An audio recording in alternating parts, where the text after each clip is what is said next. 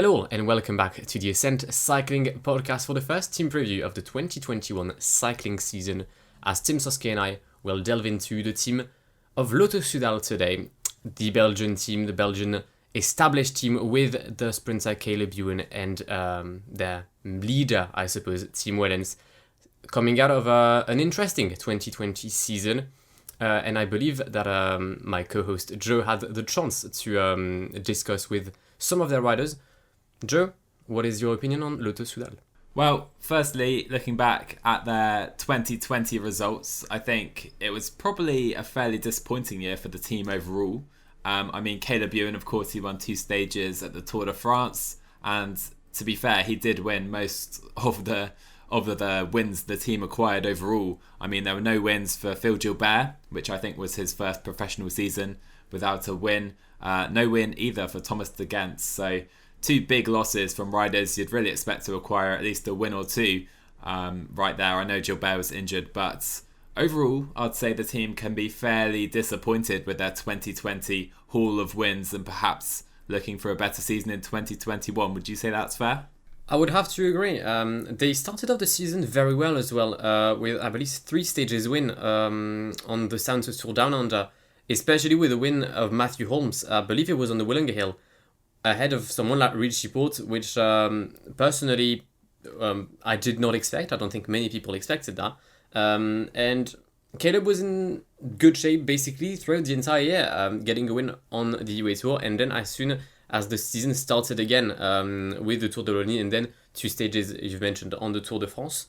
We'll come back to Caleb Ewan later on in the season and in the podcast. Team Wellens as well doing well, getting 2 stages on La Vuelta a España. However, it is true that the injury of Philippe Gilbert probably cost them a few victories. Also the fact that for a team based a lot on the classic season, the fact that there was no classics or they were delayed in the season probably did not help the Belgian side. But I believe it's a disappointing year. However, they can be looking forward to 2021. Okay, so let's take a look at the transfers, the ins and outs for Lotto Soudal coming into 2021, and they're actually probably one of the most active teams in the transfer market. I think they've signed 9 new riders in total and obviously let go of a few as well. So taking a look at the riders they've brought in, really they've focused on younger riders, and 5 of their new acquisitions have come up from the Lotto Soudal under 23 team. I think the likes of Harry Sweeney coming up, Zandres Vavloesum as well. I think he did well in the Baby Giro, if I'm not mistaken. However, they also signed Andreas Kron from Rival Cycling Team in Denmark, Kamil Malexi as well from CCC, a talented Polish puncher, Sylvain Monaquet from Groupama FDJ, the youth team Groupama FDJ, and Filippo Conci as well, an Italian. So there is a mix of riders here coming into the team. And looking at some of the outgoings as well, perhaps headlined by Stan de Wolf, who goes to AG2R Citroën. We have Carl Frederick Hagen as well, exiting the team to Israel Startup Nation. The likes of Yellow Wallets as well, going to Cofidis. When you look at their transfers overall, how do you rate their kind of business and transfer business overall? And are there any riders you can pick out as perhaps a good signing? It's a tough one because, as you said, they relied a lot on the youth in this window, and those aren't the riders that will usually catch your eye when you're watching races. I haven't seen much of the under-23 of Lotto Soudal. The few names I recognize are Harry Sweeney and Victor Vermeersch, but not necessarily from the actual cycling, but more potentially from the gaming points of cycling. I do like the addition though of Filippo Conca, the rider from Bieser Vedi, as he's shown some promises in the sprints of the Giro Ciclistico d'Italia, the Baby Giro. A very young rider, I believe he's 22. I'm pretty certain he's still undergoing his studies at the moment we're speaking. So rider focused both on the road and off the road. And I think Lotto Soudal allows a lot of their riders to actually study as well during riding, which is, I believe, a very, very decent idea. However, I do not know if they've necessarily strengthened their team. Kamil Malexi, as you mentioned, is a very good addition from CCC as the team was folding. I'm quite curious to see what he's going to do. But he will be able to fit in quite well in the team, mainly because there is another Polish rider in Tomasz Marzinski, and they could potentially try to, it will be easier for him to settle within the squad. But I think the riders they've lost aren't necessarily replaced. I'm thinking mainly about Stan de Wulf, who is gone to H2R, or even Carl Fredrik Hagen.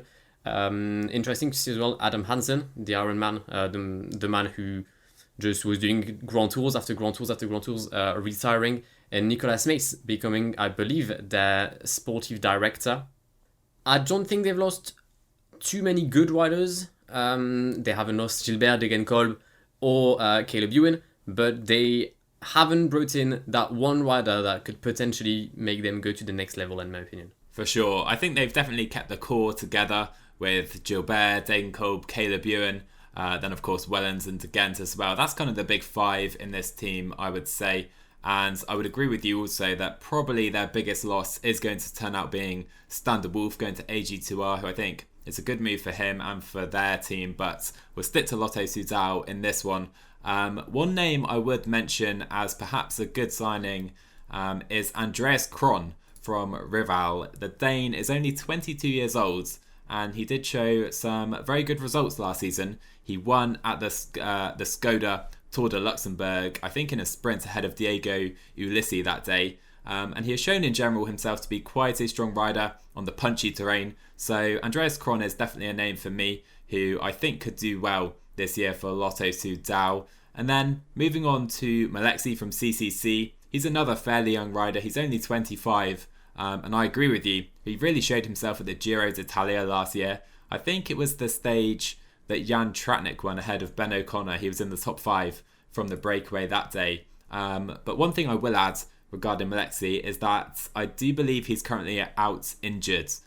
He crashed during training over the winter. And I think he's got a fairly serious injury with a fractured pelvis. So hopefully we'll see him back fairly soon towards the beginning part of the season, but he may be missing for a few months at least. I was about to mention actually that injury from Kamil Maleki if you hadn't done that, but it is true. And also for a new rider, when you join a new team, being injured during the preseason camp is never a good thing, and you will most likely start at a disadvantage compared to the rest of the riders in the peloton. So yeah, definitely not the greatest of start for Maleki. But yeah, decent results on the Giro. And even on the Tour de Pologne as well. A Tour de Pologne where I believe he finished borderline of the top 5, potentially top 6, ahead of Wilco Kelderman, who would then podium the Giro. So yeah, I do feel like Kamil Maleki is a decent addition to the lineup of Lotto Soudal. For sure. And these guys, Kron, Maleki, they can perhaps add to their Ardennes Classic squad long term, I think. They're still in their low 20s. I think the likes of Tim Wellens probably still the leader for them in those types of races, but definitely some stronger support, I think, for the team on the hilly terrain. Now, what can we expect from Lotto Soudal in 2021? As we've seen, the team has kept its main core with the likes of Gilbert, the likes of Degenkolb, the Thomas de Rennes, the Tim Wellens, and mainly the Caleb Ewan. We will talk about Caleb Ewan in a few minutes, as I'd mentioned, but obviously we cannot mention the future and their expectations of the season without mentioning Caleb Ewan. He is the core element of this team, the one that brings the wins. Last year, out of the 12 wins that the team got, Caleb Ewan was part of 7. That's more than 50% of the wins.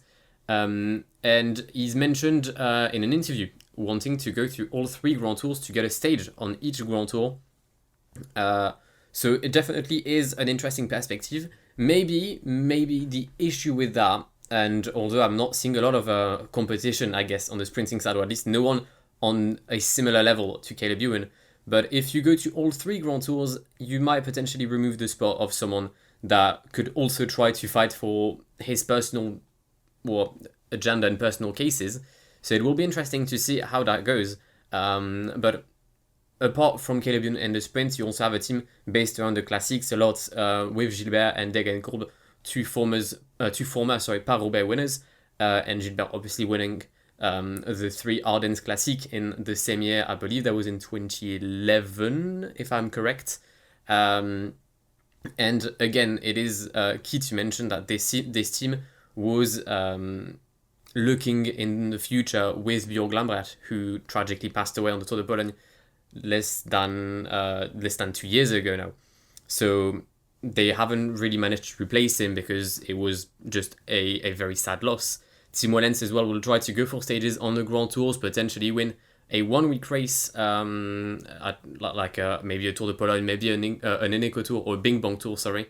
But I don't think we can be looking to many impressive results or something out of the ordinary with this Lotto Soudal squad. I'd tend to agree with you, to be honest. I think we can probably expect more of the same. Caleb Ewan definitely is going to be their main leader. You mentioned him mentioning that he wanted to go for the 3 Grand Tours and trying to win a stage at every Grand Tour within one season. I think that would be quite the accomplishment for sure if he's able to pull that off. But this is the reason Caleb Ewan came to this team. Obviously, he left Mitchelton Scott for the 2019 season, and he wasn't given the freedom with the Yates brothers. He wasn't allowed to go to the Tour de France, I don't believe, in 2018. He's proved Lotto Soudal right for sure, with giving him some faith in the Grand Tours. Multiple stage wins right now at the Tour de France. 5 stage wins already in the past 2 seasons for Caleb Ewan. But it's a big ask for him to want to go to 3 Grand Tours in 1 year, I believe. And it's fair enough if Lotto are going to let him do that, because that's giving up quite a few spots. Not just Caleb Ewan, you have to take his lead-out train as well. So it's going to be very, very much focused around Caleb Ewan, I believe, in the Grand Tours this year. Phil Gilbert, we've mentioned him. He's coming off another injury to his knee. I think he fractured his kneecap crashing out of the Tour de France on stage 1. And it's the second time in his career he's done that. He's 38, I think, right now, turning 39 this year. Are we going to see the Phil Gilbert of old? Is he going to get back to his previous level? I really do hope so personally, because I'm a big Phil Gilbert fan myself, and it would be great to see him have at least another crack at going for that Milano-San Remo to complete the 5 monuments. So I think really their season is going to be very much focused around Caleb Ewan at the Grand Tours and stage hunting. I can't really see them transitioning to a GC team at all at any of the Grand Tours this season, and they'll be very much stage hunting and going for the classics, which I think they're fairly strong in, to be fair. I think we all would like to see Philippe Gilbert winning Milano-San Remo to complete the 5 classics. He's getting a bit old. He's now 38, as you've mentioned, but he performed very well with Degenkolb when he was 36. Sure, it's a 2-year gap at this age and at this level of professionalism, then things become a bit tougher. But I feel like Lotto Soudal knows how to win 1 day races. They've got a good team around, and to come back on the Grand Tours aspect of it, the interesting factor with Lotto Soudal is that because they have no GC guy at all, they can have a team with riders that don't need anyone to win. The likes of Wellens, mainly the likes of Thomas de Rent, who basically needs a breakaway to win, and usually he doesn't need the riders from his own team to go and win.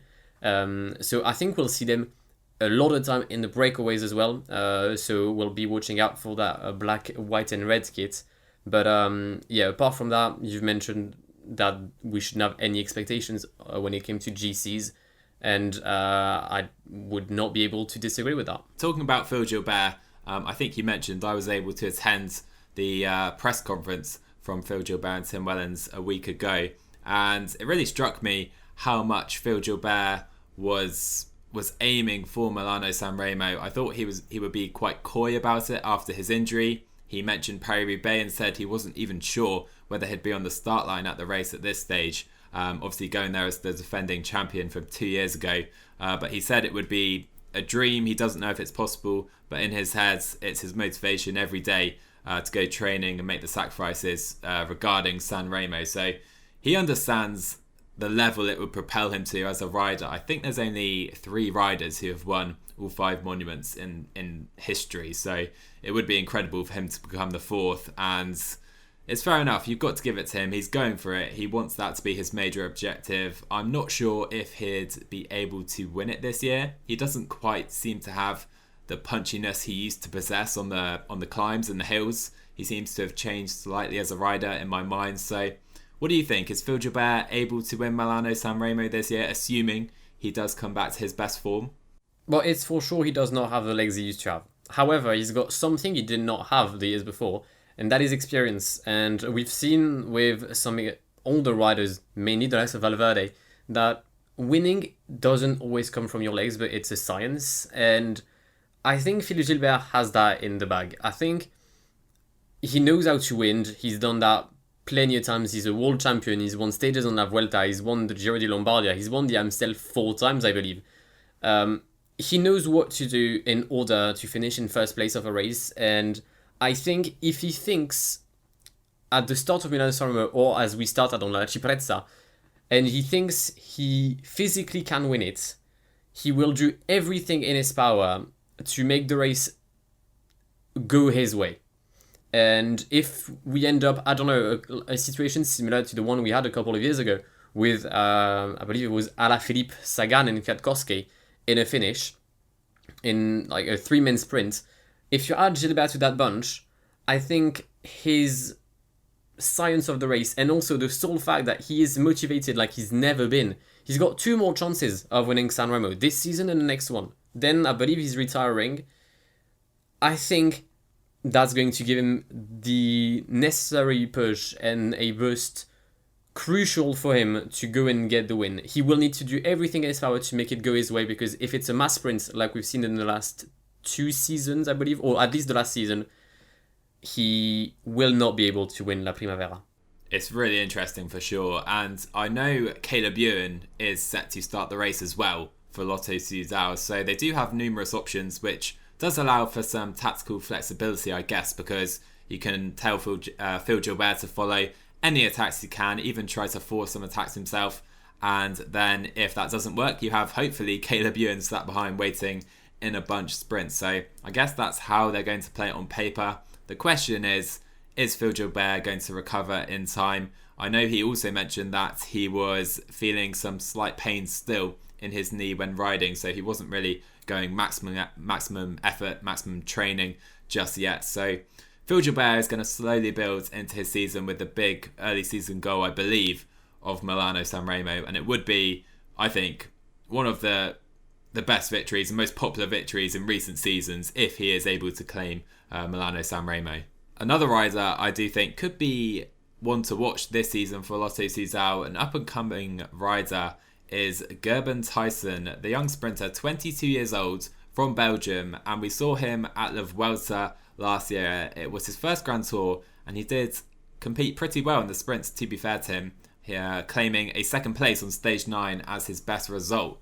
So Gerben Tyson is perhaps going to follow in Caleb Ewan's footsteps. He could be given kind of a secondary role in the sprints in some of the smaller races, perhaps not the Grand Tours if Caleb Ewan's going to every one. I'm not sure if we'll see him leading out Caleb Ewan this season, but Gerben Tyson for sure is a sprinting talent I would be looking out for. Have you seen much of this guy, Guillaume? To say I've seen much of it would purely be a lie. However, I did see snippets of him, mainly on La Vuelta, where he got a podium just behind Pascal Ackermann, I believe. And I also think he might have got a top 5 early on in the race. He is an interesting rider. He's 22 years old and he's solely focused on the sprints. The good thing when you have someone like Caleb Ewan in your team is that you can see him as a mentor and therefore try to progress. We'll see how he develops. He seems to maybe be a bit more able to go over the hills than a Caleb Ewan.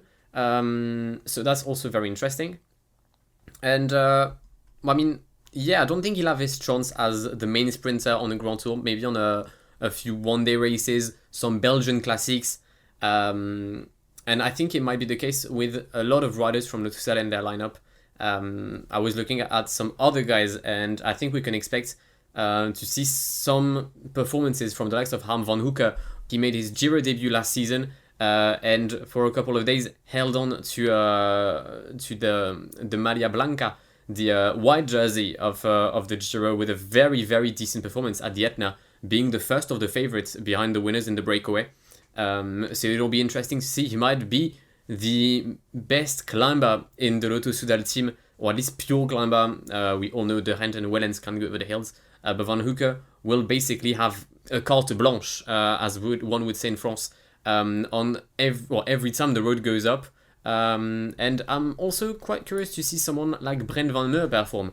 Because Lotto Soudal relied quite a lot recently on Victor Kampenaerts, but Victor Kampenaerts had gone to NTT, and Brent Van Meer following maybe in his footsteps as a very decent time trialist. He is also a decent sprinter, so he can potentially fight on two different types of terrain in a small breakaway, for example. But yeah, those are the riders I'll be watching out for, and I think that's the good thing about Lotto Soudal is that they have a lot of riders with potential. And 2021 could be their year to try and burst onto the scene and try to show a bit more than just Caleb Ewan and Tim Wellens for Lotto Soudal this year. For sure, and that's exactly the point with this team. They have so many riders aged 22, 23, 21, around that age range, and if only a few of them break through as a real prominent World Tour rider, they've done very well. Like you say, Harm van Hooker showed himself as a very promising mountain rider at the Giro last year. He fell away a little bit in the second week, I believe, on the hilly stages, but if he's able to show that form again that he showed on the pure mountain stages, he could definitely be one of the strongest climbing talents. And looking at this roster, I'm not sure if he's the strongest climber on paper in the team. I mean, do you put anyone else above him as a pure climber? Because they're really not a GC focused team, as we've mentioned, and on paper I'd probably put him down as their strongest pure mountain climber. He's definitely up there. One of the other riders I would put potentially in that list would be someone like Kobe Goossens, who made his Vuelta debut and his Grand Tour debut actually last season, finishing in the top 25 of the GC. No spectacular performances, but some regularity, and at this day and age, I believe he's 24. It's a good thing to be regular. We've seen with Harm van Hooker, he's had a very decent first week, but then fell away as the race went on. Kobe Goossens didn't really. So we'll see how that goes if he can step up the level to potentially become, a top 10 rider, such as we've seen Carl Fredrik Hagen a couple of seasons ago on La Vuelta. But yeah, I think Harm van Hooker and Kobe Goossens are the two sole riders of Lotto Soudal that genuinely have a focus on mountains and mountains only. There is one more rider I really want to focus on for a little while, looking ahead to their 2021 season from Lotto Soudal, and that man is Tim Wellens. And this man's a bit of an enigma to me because he's shown so much promise for so many years. He's won a fair few races. He's won the Eneco Tour twice back in 2014 and 15 when he was in his early 20s, I believe. But in recent seasons, he hasn't been able to claim a big classic. I think that he really wants, for example, Liège-Bastogne-Liège, I think is a race he would love to win.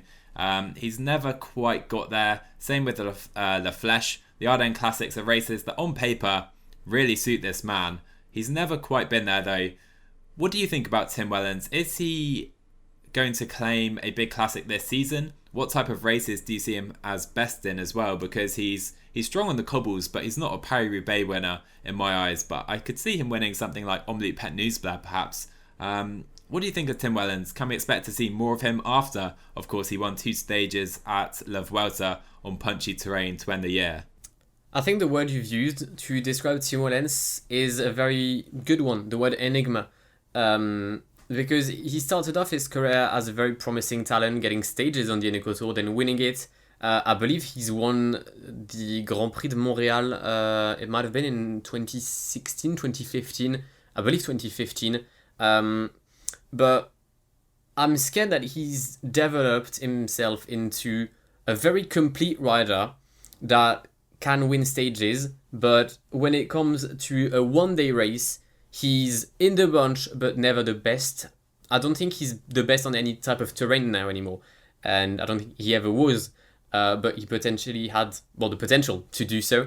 It's interesting, though, to see that last season 2019 and 2020, he's gone for the polka jersey of a Grand Tour, which shows that you have to be very versatile between being good on the hills and being good in genuine climbs. I believe he got 3rd in the mountain classification of the Tour de France. I believe he got 2nd last year in the Vuelta behind an untouchable Guillaume Martin. So I think we'll see more of that for him on the upcoming Grand Tours. But focusing on those classifications might result in him losing some of the abilities he's had to go for one-day races. You've mentioned him being good on the cobbles. I think the Omloop would actually be a decent race for him.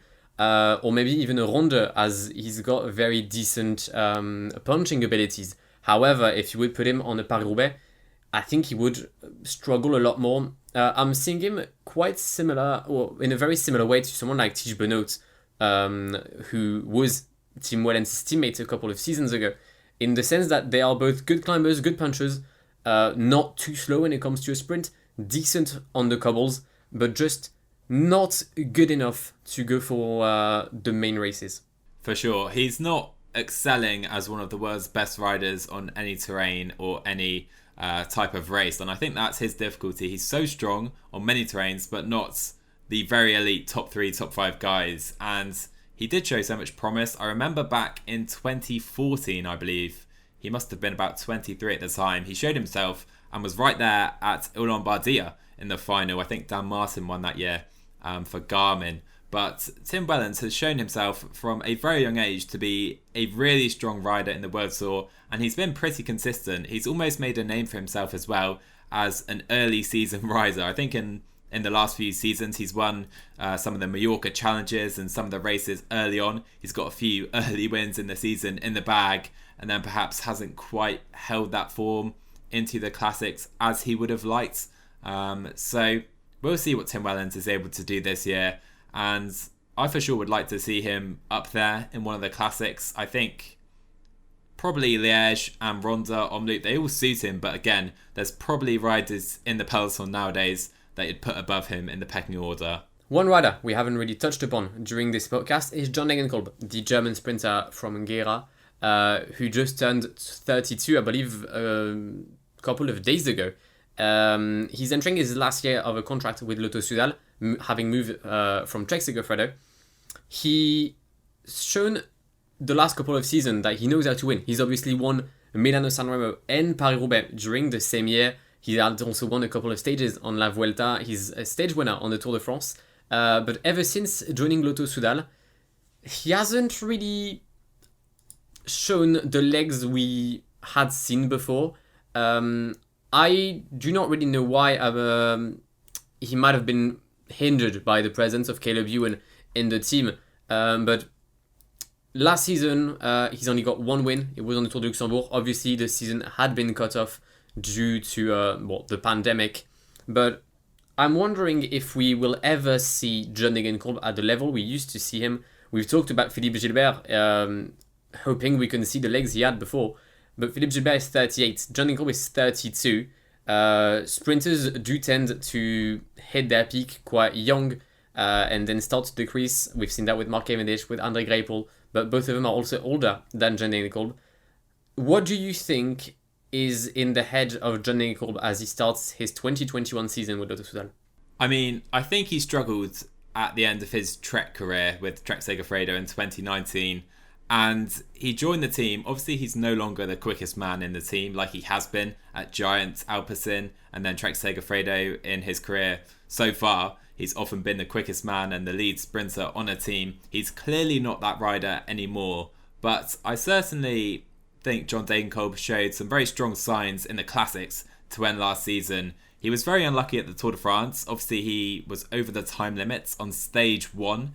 The day Lotto Soudal also lost Phil Gilbert, a very unfortunate day for the team. But Degenkolb, I think he recovered well. Like you said, he won a stage in Luxembourg, and then he was top 10 in the final 3 Belgian classics, including the Ronde and Gent-Wevelgem as well in Belgium. So I think Degenkolb still has the legs. I think he's more suited to the difficult one-day races nowadays, the ones that you wouldn't even consider Caleb Ewan for on the cobbles as well, where he still, I believe, can be one of the quickest riders in a sprint finish, but certainly not someone I would be looking forward to win mass bunch sprints at Grand Tours anymore. So I see him really focusing on the cobble classics perhaps, as one of the strongest riders who can get there in the finishing group and potentially taking it in a sprint from there. We're now entering one of the final portions of this podcast, and we each are going to pick one rider that we are going to watch during the 2021 season. And I will start off with Caleb Ewan. As I'd mentioned before, he said that he was going to go for the 3 Grand Tours to get a stage win on each. He's also mentioned that his aim was to get the green jersey of the Tour de France. Now, he's participated in 6 Grand Tours and only finished 2 of them, being the 2 latest Tour de France he's gone to. And we know he's quick, right? We've seen that plenty of times. He's won in Paris. He's won every time there's a sprint. You can count on Caleb Ewan. My main worry has to be with one factor. Every time there was a hill, we would see Caleb Ewan getting dropped. Now, getting the green jersey of the Tour de France does not only mean you have to be quick. We've seen it with Peter Sagan in the latest 7 years or 8 years now. He's not the fastest guy in the peloton, but he goes over every single terrain where you can get points. And I think that's something that Caleb Ewan doesn't necessarily have in his locker. Someone like Wout van Aert today is, in my opinion, more suited to getting that green jersey. And the added fact that he wants to go to the Giro, Tour de France and Vuelta means you have to be in shape for all of those races. And focusing solely on one Grand Tour is already tough enough, especially if you want to go for an external classification such as the green jersey. So being on a form during May, or from May to August, September, is, in my opinion, it's extremely tough. And also, as I've said, he's not the strongest on the hills. I don't think that Caleb Ewan today can go for Giro, Tour de France, Vuelta, stage win on each, and the points classification on the Tour de France. I just don't think he's got it in his locker. Let's be clear, it's a massive, massive ask for him for sure. If he pulls that off, it will be an exceptional season for Caleb Ewan. And like you said, he struggled a lot. I think more recently he struggled even more with the climbs and the hills. We saw him being the last rider almost every stage at some of the Grand Tours he was at last season, at the Tour de France, for example. And in previous seasons, I don't see him struggling quite as much as he has done. So if that's a sign of things to come, with him struggling on the climbs a little bit more, I can see your doubts right there. But let's remember, he needs to get to the finish of one stage. If he can even just bag a stage win in the first week of some of these Grand Tours, I don't see him riding to the end for sure. I see him abandoning with a week or so to go. If he's got one in the bag, perhaps, especially at the Vuelta, if he's got all 2 at the Tour and Giro already. But Caleb Ewan, for sure, I think he's probably the quickest man in the peloton in a sprint. On paper, I'd probably have him above Bennett, above Groenewegen, above anyone else you can mention, probably at a push if you had to push me. So Caleb Ewan, I wouldn't be betting against him getting a stage win at every Grand Tour. The green jersey at the Tour de France, I don't think he can do that. I'm with you on that one. I think that's too big an ask for the Australian. I think we'll probably see Sagan or Wout van Aert contend for that this season. Is he the fastest rider in the peloton? Yes. However, my worry, I don't know if it's a worry in the pure sense of the word, but if he goes to the Giro, the Tour de France and the Vuelta, and let's say he wins not necessarily the opening stages, but he wins a stage on La Jury, stage 2, let's say, and then he withdraws.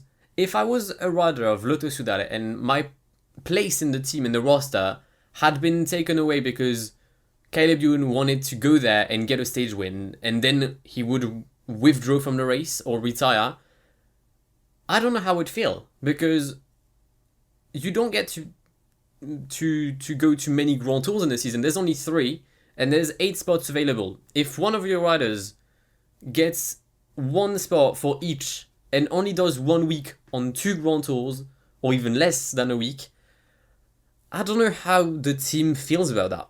I completely agree, to be fair, but there's ways he can do it. He can if he gets a win on stage 2, he can accidentally go over the time limit on the next mountain stage. I mean, he's not going to do it after 3 days on purpose, that's for sure. But I think if he's bagged a stage win after 10 days, 14 days, 16 days, something like that, he'll drop out for sure, especially if he's planning on riding all three. But yeah, I see your point fully, and that's, I guess, like I mentioned earlier, what he came to this team for. He has full sole leadership of the sprints and clearly full sole leadership of the 3 Grand Tours as well. It's a very interesting case. It's a very interesting case that Caleb Ewan wants to go for the green jersey. If he didn't plan on going for the green jersey, I would understand his point. But you've mentioned even if he withdraws at the 16th stage, let's say of the Giro. I'm not a specialist. I don't see in the future. But I presume if he goes to the Giro and he's going to sprint each time there's a sprint, if you're there at the 16th stage and you're in contention for the points jersey, I don't think he would withdraw or DNF. Therefore, he would spend a lot of form on the Giro and potentially miss out on the Tour de France. So I don't know. I'm very skeptical about this plan, but we've said that he's the fastest sprinter. If there's one stage that goes his way, he wins it. That's for sure. There is no one today that can defeat him on pure pace. I would say the one thing that maybe goes against him is his lead-out train. He has Roger Kluger still, but on paper, you'd probably have Degenkolb, FDJ for sure from last season, above Lotto from a lead-out train perspective. So maybe that's going to make things more difficult for Caleb Ewan this year. What do you think about that? That's a very decent statement that I had not thought of. But I think he could potentially take the wheel of someone. He knows how to fight in the peloton, purely with shoulders, right, not punches. And I think, Kluger's getting a bit old, but you've mentioned the acquisitions of some decent sprinters, the likes of Victor Vermeersch. There was Filippo Conca, there's Stefan Oldani, who's also a decent sprinter. So I think they can do a solid job, knowing that they have to lead out the fastest man in the peloton today. So there is one more rider I definitely want to mention in this podcast. My rider to watch for Lotto Soudal this season. I've left it to this point purposely because I think this man is super talented. Florian Vermeersch, he's 21 years old, and last season was really his breakout year for the team. I think it was his first season as well as a World Tour professional. In fact, he only rode the last part of the season after coming back from the coronavirus pandemic break in the World Tour team for Lotto Soudal. Florian Vermeersch really showed himself from an early stage. He was 4th in the Brussels Cycling Classic, and this was a sprint contested by the likes of Buani, Ballerini, Jasper Philipsen and Ackermann. Those 2 riders he beats in the sprint right there, so he's got sprinting in the bag for sure. We then go on. He is a very strong time trialist.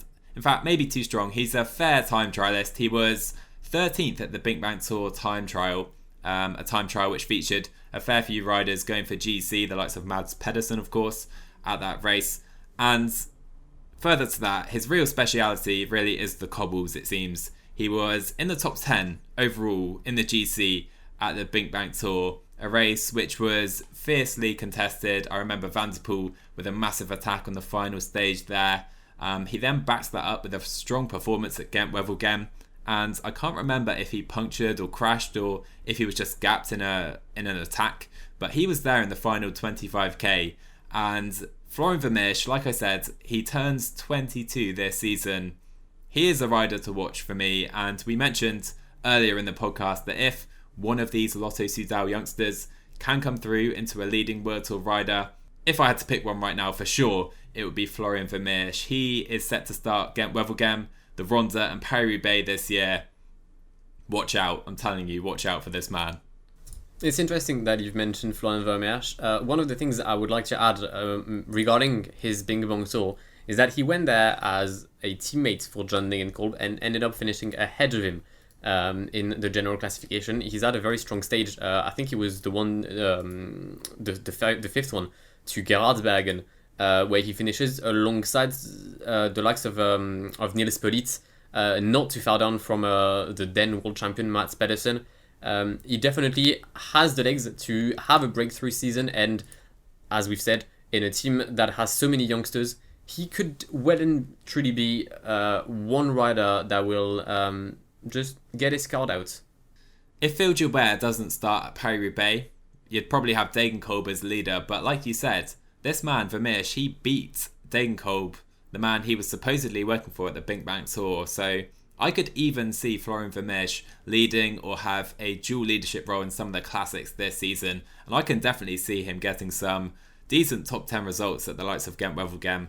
And that wouldn't surprise me at all. I really rate this man. I don't know if you're able to tell, but I'm expecting a big season from Florian Vermeersch. And like I said, he is 21 years old. He has so much time still to develop. It's phenomenal to think that this man is my age. But yeah, we can definitely see how much you're rating him. And it's interesting. It's interesting to see that Lotto is banking on the youth. And we'd like to hear your guys' input on Lotto Soudal and basically what you thought of their transfer window, of their expectations for next season, because we've had our fair share of discussions, but it's now time to have yours. So let us know down in the comments down below what you thought and what you're thinking about Lotto Soudal for next season. But this is going to be it for this first preview of the 2021 cycling season. Those podcasts should come every 2 to 3 days, so stay tuned to either our YouTube channel or your streaming platform such as Apple or Spotify. We'll see you very soon. Joe, do you have a final word? Florian Vermeersch, Gent-Wevelgem winner 2021. I could not have expected less from you. Have a great one. Goodbye. Cheers, guys.